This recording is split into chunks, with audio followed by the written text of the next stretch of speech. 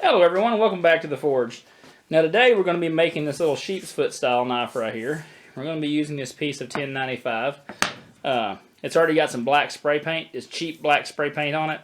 And that's what I'm going to use when I scribe this on there. So let's go ahead and get started.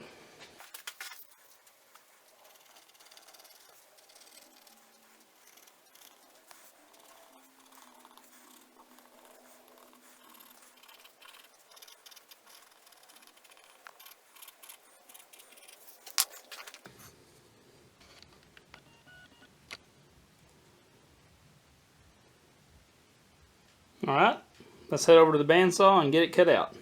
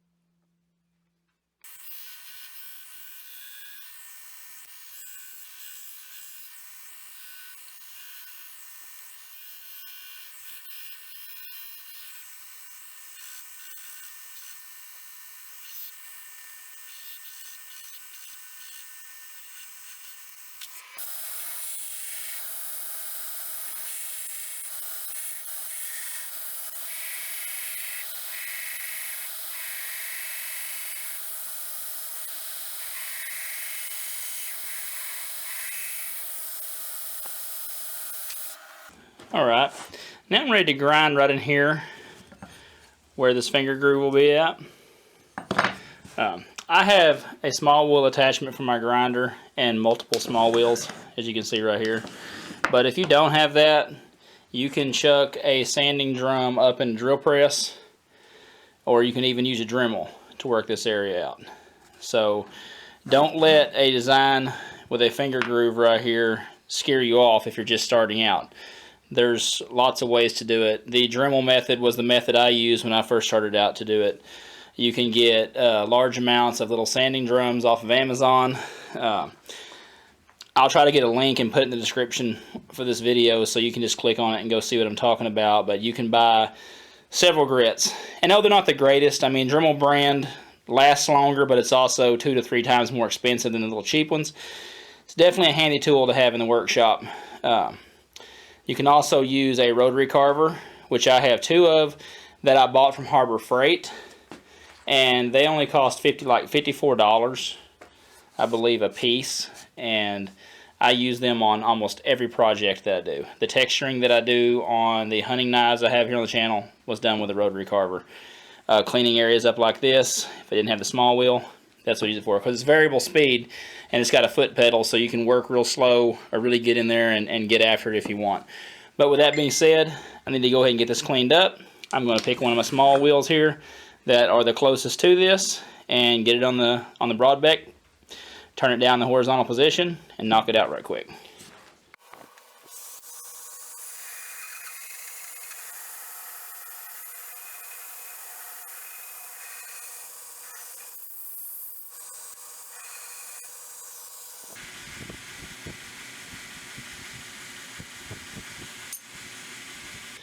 Alright, now I'm going to lay out the handle pin locations, and we're going to have a lanyard hole in this one as well. So what I'm going to do that with is I've got this cheap little caliper. I think it was like $9 at Walmart. You can do this, or you can just eyeball it. As you get better at it, you'll find yourself eyeballing it more and more. So let's go ahead and get this marked out.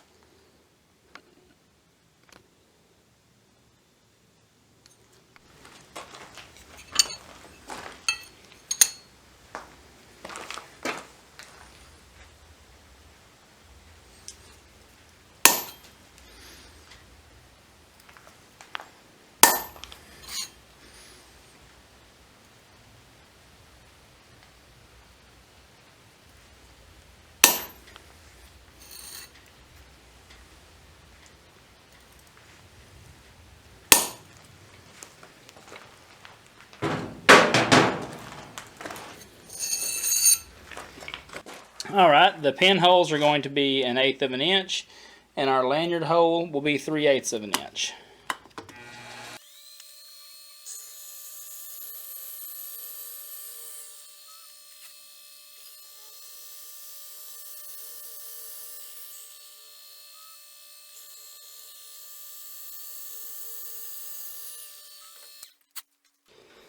Alright, now sometimes when you drill these pinholes, you can see here from the side, you get this little bit of flashing that comes up around the hole here. Now the bit that I'm using is pretty dull. I've used it on a lot of projects. So what I'm going to do is I'm going to come back in here, and this is just good practice anyway. I'm going to use a little bit bigger bit, and I'm going to chamfer the edges on all these holes here. Of course the lanyard hole, I'll do it with a bit closer to the lanyard size. But that'll just clean it up, and then I'll drill a couple of holes in between these that are larger that'll allow the epoxy to go back and forth, and we'll chamfer them as well. It also helps, another thing it does is that it helps the handle scales lay flat. If look at this flashing on here, you might be able to crank down and push that handle scale flush with the tang of this knife. But if you do that, you're also going to squeeze out all of the epoxy you put in there, which kind of defeats the purpose. So it's better to go ahead and take care of this and not just skip this step because maybe you don't want to do it. All these little steps make a huge difference in the fit and finish of your knife. So let's go ahead and get these cleaned up, get some holes drilled, get them cleaned up, and I'll catch you in a minute.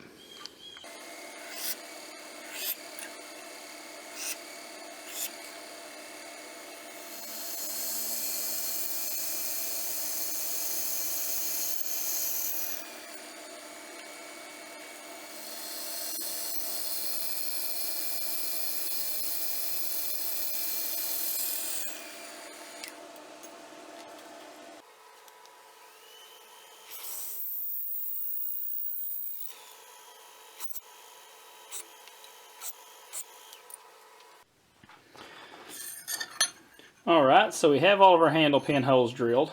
We got the edges chamfered so there's no more roughness around them. I've got some layout fluid on the edge of the blade here. I just use blue Dicam. You can use some spray paint, you can do a Sharpie, whatever works best for you. And now I'm going to use my height gauge. You can do the same thing with a drill, the same thickness of the steel. I got this from Grizzly Industrial, for those of you that are wondering. One of the best investments I made for the shop. Makes a huge difference. I can actually pull this carbide piece here out of the end and shape a carpentry pencil and slide it in there and actually get good precise lines for hidden tang knives. But with that being said, let's go ahead and get this laid out. We'll get on the grinder, get our bevels roughed in, thermal cycle, and then heat treat.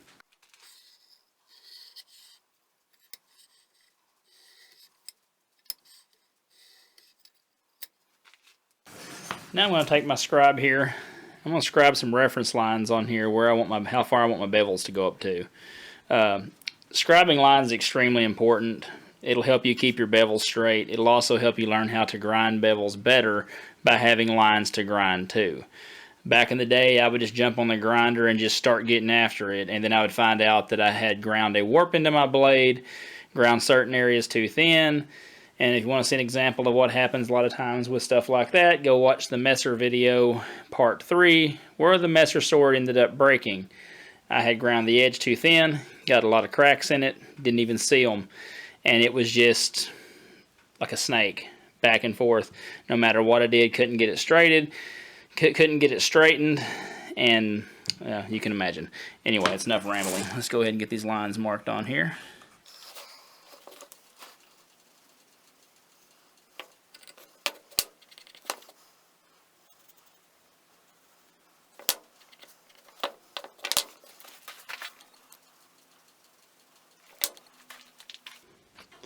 Also doesn't hurt to invest in a good set of these. These are made by Creative Man. No, they're not super cheap, but if you're going to get into knife making, having a set of file guides, must have. Even if it's just a couple of pieces of hardenable steel you drill through and put bolts through. That's what I used for the longest time. If you watch the video here on the channel where I make the little hunter from a file without a forge, I actually ground the whole knife with my first set of file guides that I had. They're still in Alaska, but they did the job. It just helps you keep everything straight. Gives you that little barrier of protection. So let's get over the grinder and get the bevels roughed in.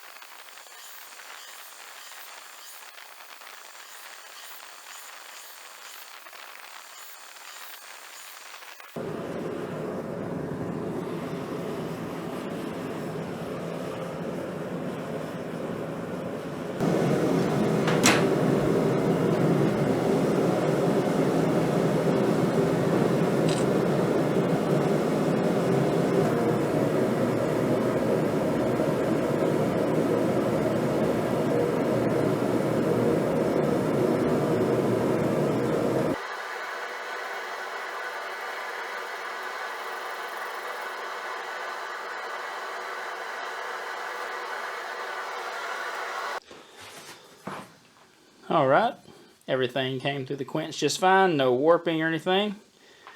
I got it tempered, so I'm going to go ahead and take it over to the grinder and clean it all up and then hand sand it, and then we'll move on and start discussing the handle.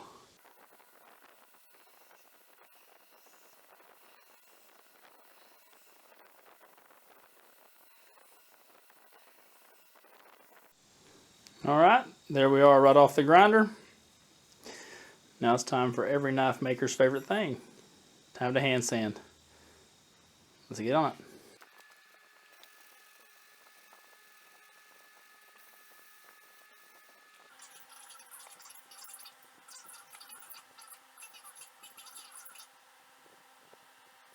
Alright, our blade is hand sanded. I got the maker's mark etched into it, and so now we're going to turn our attention to the handle.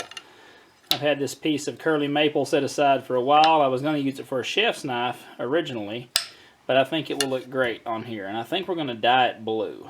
So let's go ahead and get the pinholes drilled in it. I'm going to drill the pinholes in it without splitting it into handle scales first because of the fact that it's nice and square.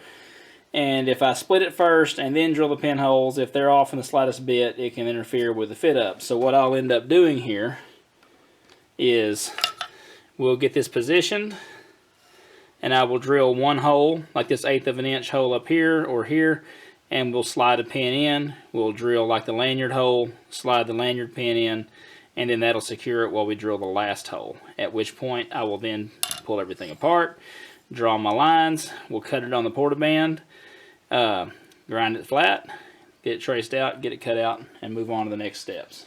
Alright, let's go ahead and get this drilled up.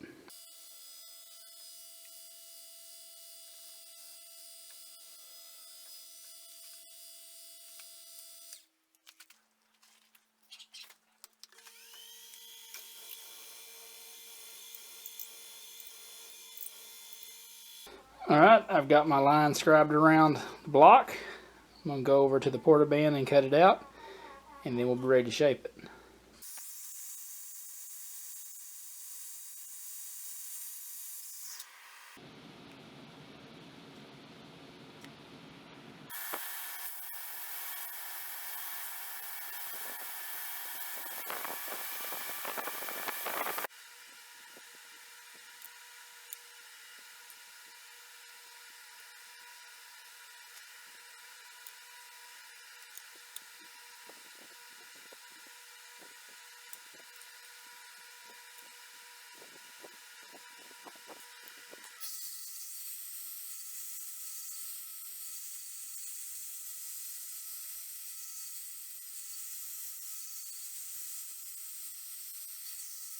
Alright, before we get to grinding these handle scales, the front ends of them, we need to recheck our platen for square.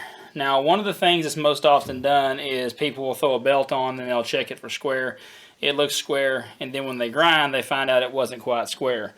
Kyle Royer and a few other bladesmiths that I watch, they talked about the importance of checking your platen without a belt on it and making sure it's square. And so that's what we're going to do here. Get it good and square, then we'll go ahead and tighten it down, and that will help make sure our stuff is where it needs to be. So get a belt thrown on it. We're going to grind the front ends of these.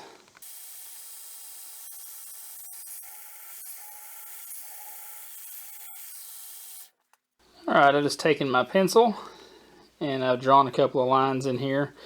And what we're going to do is we're going to grind these at an angle. I've found that it makes it a little more comfortable on the knife when you hold it to do it this way instead of just leaving it flat. So I've got that line there. That's what I'm going to grind up to. And I'm setting the platen on my grinder back at that angle again. And what we'll do is we will get this as close as we can. And then I will just come in here and grind along the edge of this until it gets up close to that line. Do it on the other one. And then we're ready to hand sand the front ends of this and then glue the knife up.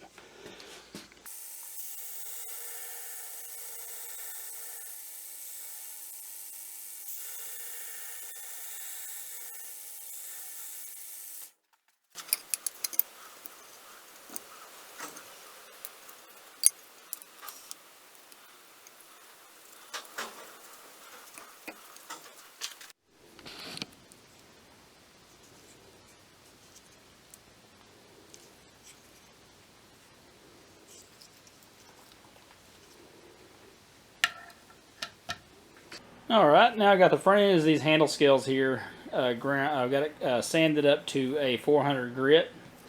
I'm going to be using a blue leather dye. And it's important to do this step before you glue the knife up, obviously, because it's going to be difficult once epoxy gets on this. And we will also oil these before glue up, because that way the epoxy may make the coloring different. So I'm going to go ahead and apply this. Let it soak in, wipe it off a little, and then I'll go back and see if I like the color of it. I may want a little darker, may just leave it alone. So there we go. Not long to glue up now. That's the next step.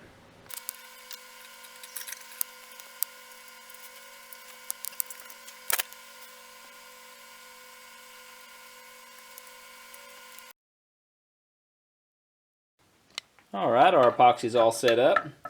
It's time to go ahead and get this knife wrapped up. I'm going to go ahead and clamp it in the vise. Use the hacksaw to cut these pins off. You can cut them off with a bandsaw, like the Portaband or a bigger vertical bandsaw. But if you do that, just be careful, because sometimes you're going through, the blade, especially in these tubes, can pull the knife over if you're not going real slow and careful, and it will actually gouge a big chunk out of your handle scale material. I've done that before, and it's not a good day, because you can sometimes grind it out. Sometimes you have to end up taking and redoing all of your work. But with that being said, let's go ahead and get these cut off.